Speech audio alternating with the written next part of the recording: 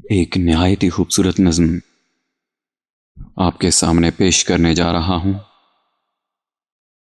अगर आपको इसके शायर का नाम मालूम है तो बराए मेहरबानी नीचे कमेंट सेक्शन में लाजमी बताइएगा।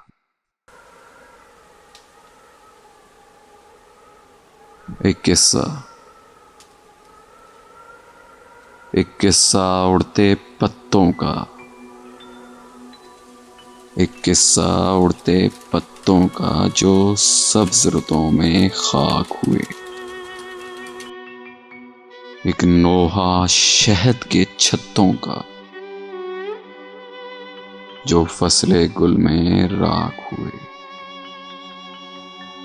कुछ बातें ऐसी रिश्तों की जो बीच नगर में टूट गए।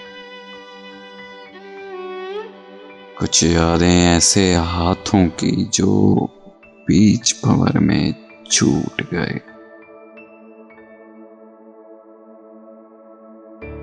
तुम दश्ते तलब में ठहर गए, हम करिए जाके पार गए।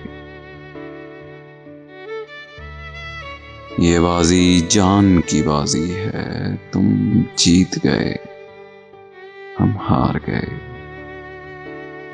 तुम जीत गए, हम हार गए।